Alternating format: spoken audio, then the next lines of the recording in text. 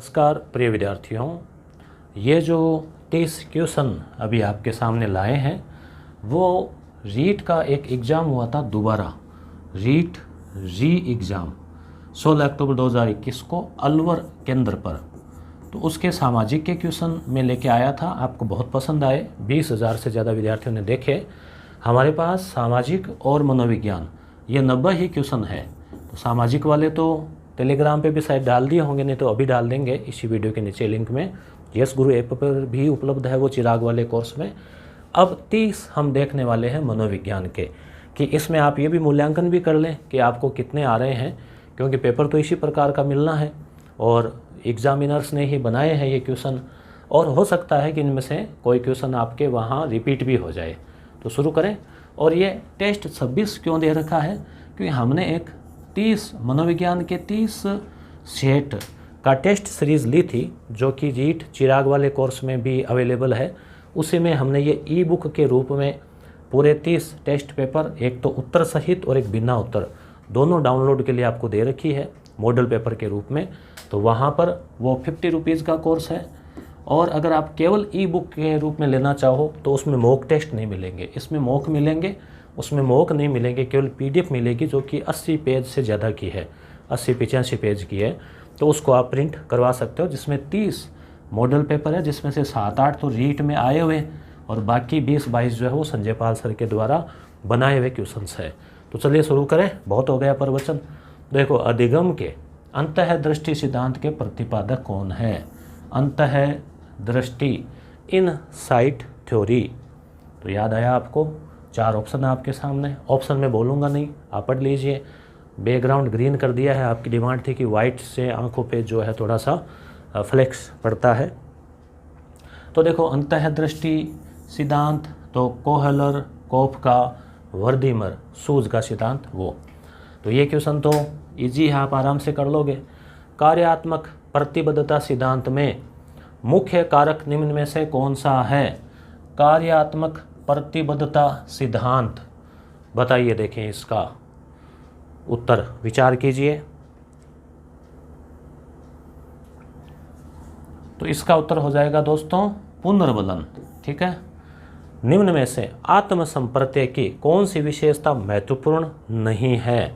आत्मसंप्रत्यय यानी खुद के बारे में जो अवधारणा होती है वो, उसमें बताइए कौन सी नहीं है? तो उत्तर क्या हो जाएगा? ये सही है। आत्मसंप्रत्यय व्यवस्थित होता है, आत्मसंप्रत्यय में विशिष्ट लक्ष्य होते हैं। आत्मसंप्रत्यय का मतलब जैसे आपको खुद को मन में यकीन है कि मैं इस बार तो ये वैकेंसी क्लियर कर ही दूंगा, निकाल ही दूंगा। तो वो एक आत्मसंप्रत्यय की खुद के प्रति किस प्रकार की धारणा है, आप खुद को कैसा समझते हैं, कमज़ोर, मजबूत, सशक्त, बहुआयामी है। ये देखो, आत्मसंप्रत्यय स्थायी नहीं होता, अलग अलग समय पे अलग अलग प्रकार की अवधारणाएं खुद के बारे में होती है।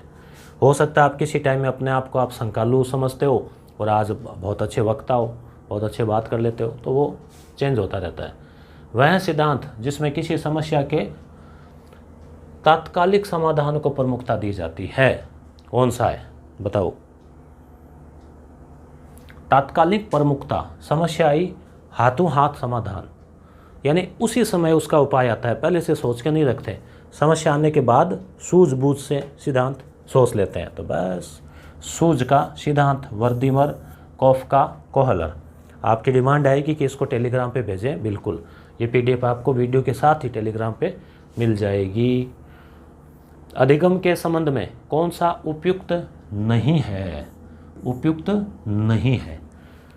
तो देख लो, पहले जो उपयुक्त है उनको छांट लो, अधिगम के बारे में जो जो बातें सही है वो। तो हम इधर से चलते हैं। अधिगम, व्यवहार परख, परिवर्तन, व्यवहार में परिवर्तन आ गया। परिवर्तन का मतलब ये नहीं कि पहले व्यवहार बढ़िया था और आजकल नौकरी लग गया, व्यवहार चेंज हो गया, वो नहीं। व्यवहार में परिवर्तन का मतलब व्यक्ति जब सीखता है तो सीखने के बाद में उसके व्यवहार में परिवर्तन आता है, मतलब वो सीख चुका होता है। समस्या समाधान अधिगम का उच्चतम स्तर है। अभिप्रेरणा से अधिगम में वृद्धि होती है, अधिगम पर परिपक्वता का प्रभाव नहीं पड़ता। ऐसा कैसे है भाई? परिपक्वता का प्रभाव तो पड़ेगा ही, बालक परिपक्व होगा, बड़ा होगा तो वैसे उसमें अधिगम की क्षमता बढ़ेगी। ठीक है ना, तो फर्क पड़ेगा। कुछ चीज़ें परिपक्वता से अपने आप ही सीखी जाती है, जैसे जैसे उम्र बढ़ती है ना वैसे वैसे। अभिप्रेरणा और समस्या समाधान में है, क्या है बताओ। ये आए हुए क्वेश्चन है दोस्तों, और अलवर वाला पेपर है, बहुत रेयर विद्यार्थियों के पास ही शायद ये क्वेश्चन होंगे, बहुत कम। अभिप्रेरणा और समस्या समाधान में है, क्या है बताओ। तो इनमें है कोई सह संबंध नहीं है, ठीक है, कोई सह संबंध नहीं है।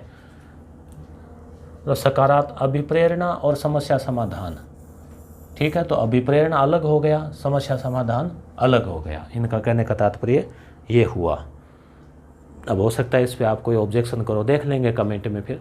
सृजनात्मकता का मापन करने के लिए इनमें कोई वाचिक परीक्षण नहीं है, किसमें बताओ क्या उत्तर होगा इसका। सृजनात्मकता का मापन करना है तो कोई वाचिक परीक्षण, तो निरक्षर इसका उत्तर होगा। अभिप्रेरणा चक्र का पहला चरण है, क्या होगा बताओ। तो उत्तर होगा आवश्यकता। पावलोव के प्रयोग में यूसीएस क्या है, यूसीएस बताइए। अनकंडीशन स्टिमुलस, भोजन, भोजन में कोई शर्त थोड़ी होती है। भोजन को देखकर तो स्वाभाविक, मतलब स्वाभाविक उद्दीपक है ये, स्वाभाविक रूप से कुत्ते की लार उत्पन्न हुई, फिर घंटी के देखकर भी हो गई, तो वो कंडीशन स्टिमुलस सीएस है। निम्नलिखित में से कौन सा नियम थार्नडाइक द्वारा नहीं दिया गया। तो इसकी एक ट्रिक भी है, वो भी बताएंगे आपको। तो पहले बताओ, थार्नडाइक के 3 नियम है सीखने के मुख्य और 5 है गौण नियम। तो 3 नियम की ट्रिक है तप, अतप, तप करते हैं ना, तपस्या करते हैं, अतप। तो अभ्यास, तत्परता और प्रभाव, तो प्रतिक्रिया का नियम, ये क्रिया प्रतिक्रिया तो न्यूटन वाला आ गया, गति वाला। शारीरिक गुणों के आधार पर व्यक्तित्व का वर्गीकरण किसके द्वारा किया गया है, बताइए। शारीरिक गुण, शील गुण, तो ये शारीरिक गुण वाला क्रेसमर का है, क्रेसमर। पुरुष में हार्मोन पाया जाता है, पूछा गया क्वेश्चन है, बताओ।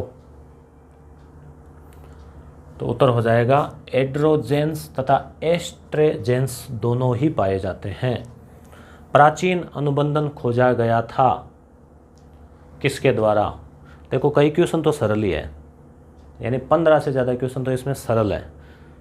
तो उत्तर क्या हो जाएगा इसका, प्राचीन अनुबंधन का सिद्धांत, पावलोव का शास्त्रीय अनुबंधन भी इसको कहते हैं। आपके कितने सही होंगे तो इसमें से ज़रूर कमेंट करके बताना, क्योंकि ये क्वेश्चन पेपर आया हुआ पेपर है। स्पीयरमैन बुद्धि सिद्धांत में बुद्धि के कितने कारक बताए गए हैं, स्पीयरमैन बताइए। तो देखो इसकी एक ट्रिक है सीधी सी, कि स्पीयर को आप स्पीकर से याद रखो, और सामान्यतः प्रोग्राम होता है तो 2 स्पीकर, जैसे पुराने ज़माने में कंप्यूटर के भी 2 स्पीकर आते थे, फिर कहा 2 कम पड़ गए, एक और लाओ, ठीक है। तो द्वितत्व त्रितत्व दोनों ही होंगे, और दोनों ही माने हैं, की में दोनों ही माने हैं, ठीक है। तो 2 और 3 हो जाएगा स्पीयरमैन का बुद्धि का द्वितत्व का सिद्धांत, त्रितत्व का मतलब इसने पहले 2 बताए थे, वो स्पेशल साधारण वो, फिर उसने एक तीसरा तत्व और बताया जो दोनों में मिक्स पाया गया। एनसीएफ 2005 का प्रस्ताव है कि मूल्यांकन प्रणाली आधारित होनी चाहिए। एनसीएफ नेशनल करिकुलम फ्रेमवर्क, जो राष्ट्रीय पाठ्यचर्या, तो इसमें क्या है बताओ, कैसी होनी चाहिए। तो उत्तर हो जाएगा ग्रेड पर आधारित जो है वो होनी चाहिए, ग्रेडिंग सिस्टम। तभी आपको आजकल देखा होगा आपने, ग्रेडिंग सिस्टम को बढ़ावा दिया जा रहा है। एक बालक सामाजिक रूप से पूर्णतः विकसित माना जाएगा यदि वह, पहले हम 30 क्वेश्चन देख लेते हैं, फिर ई बुक के बारे में आपको और बताऊंगा मैं क्वेश्चन दिखाकर। तो सामाजिक रूप से पूर्ण विकसित बालक कब माना जाएगा, जब वह अपना अधिकांश समय कंप्यूटर के साथ, नहीं, सामाजिक रूप से पूर्ण विकसित माना जाएगा, सॉरी ये नहीं है, ये है समाज में विभिन्न प्रकार के व्यक्तियों के साथ किस प्रकार व्यवहार करना चाहिए जानता हो। मानसिक विकास का संबंध नहीं है, किससे नहीं है बताओ।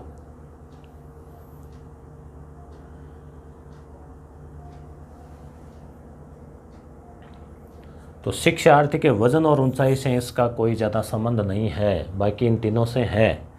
अगला प्रश्न, एक शिक्षक अपने विद्यार्थियों की सदैव इस रूप से मदद करता है कि वे एक विषय क्षेत्र से प्राप्त ज्ञान को दूसरे विषय क्षेत्रों के ज्ञान के साथ जोड़ सकें। इससे जो अभिवृद्धि होती है वह क्या कहलाती है? तो आराम से आप इसका उत्तर दे सकते हो। ज्ञान का सह संबंध और अंतरण यानी स्थानांतरण, सकारात्मक स्थानांतरण। किशोरावस्था के दौरान विकासात्मक परिवर्तनों के फलस्वरूप होने वाली एक मुख्य समस्या क्या है? किशोरावस्था में क्या समस्या रहती है? तो किशोरावस्था तनाव और तूफान की अवस्था है, तो समायोजन की कमी जो है वो रहती है, एडजस्ट वाली। निम्नलिखित में से कौन सा व्यवहारवादी मनोविज्ञानी नहीं है? व्यवहारवादी जो है वो नहीं है। तो देखो, पावलोव, स्किनर, थार्नडाइक ये तो व्यवहारवादी है। J.S. ब्रूनर ये जो है वो नहीं है। पियाजे के अधिगम के संज्ञानात्मक सिद्धांत के अनुसार वह प्रक्रिया जिसके द्वारा संज्ञानात्मक संरचना को संशोधित किया जाता है कहलाती है। पियाजे के अधिगम के संज्ञानात्मक सिद्धांत के अनुसार इस संरचना को संशोधित किया जाता है क्या कहलाती है? तो इसका उत्तर आप देखिए, इसमें समायोजन जो है वो टिक लगाया हुआ है।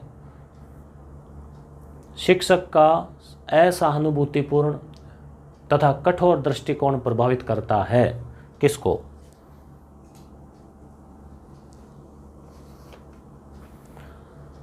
तो उत्तर हो जाएगा इसका स्वास्थ्य। शिक्षक का असहानुभूतिपूर्ण, इसमें हाँ स्वास्थ्य ही दे रखा है। और कठोर दृष्टिकोण किसको प्रभावित करता है? तो ये समायोजन को प्रभावित करेगा, ठीक है ना।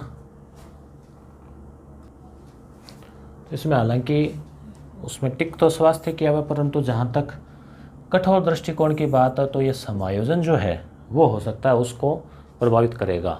आप इस पर अपने कमेंट करके अपनी राय व्यक्त करना। जहाँ तक मुझे लग रहा है समायोजन होगा। भावात्मक बुद्धि का परिभाषिक शब्द देने वाले विद्वान है।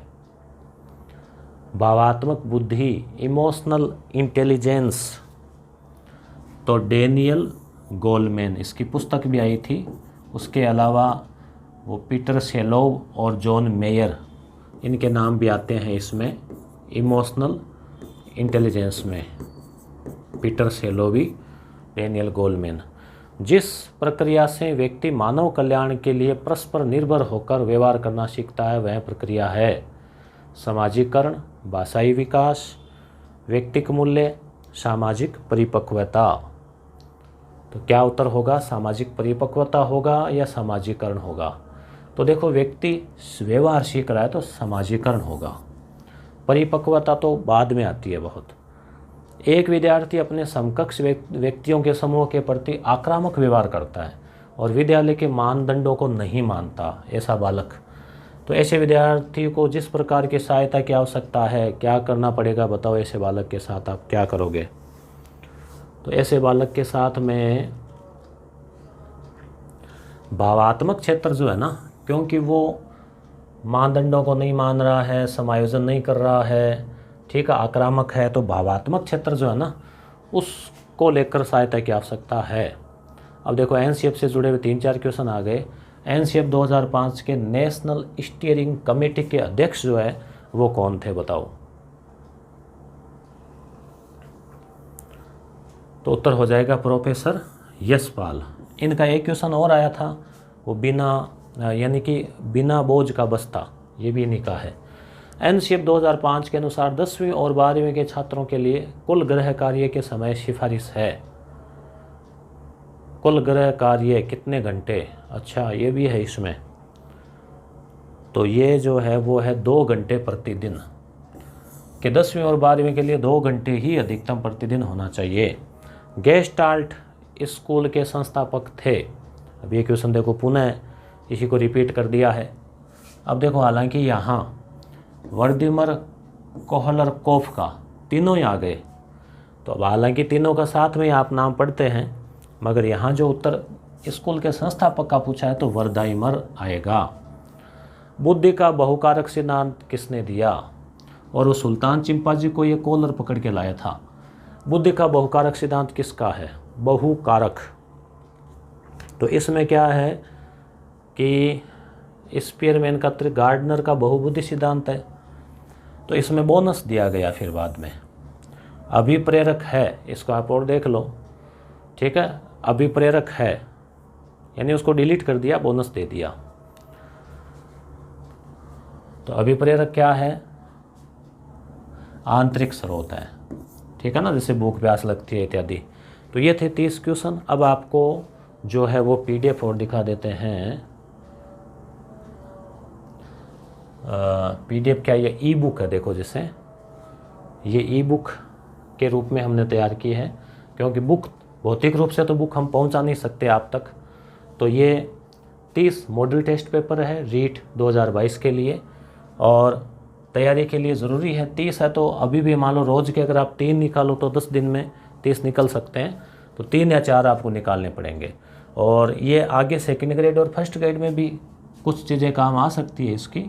तो देखो इसमें जैसे 30 टेस्ट पेपर है, और ये 25 ई बुक में जो है ना 25 की है। यस गुरु ऐप के ऊपर ई बुक का फोल्डर है। ये और भी कई ई बुक है, राजस्थान जीके की और की, आप देख लेना। तो जैसे पहला पेपर है, ठीक है, यूनिट वाइज। पहले शुरुआत में प्रीवियस ईयर पेपर है रीट वाले, और उसके बाद में जो है दूसरे पेपर्स भी है, इसमें आपको मिलेंगे मॉडल टेस्ट के रूप में, मॉडल पेपर भी, जो कि RBSC NCERT इत्यादि से तैयार है सवाल। और कुल 30 टेस्ट पेपर है इसमें। तो चलिए मिलेंगे अगले वीडियो में। धन्यवाद आपका।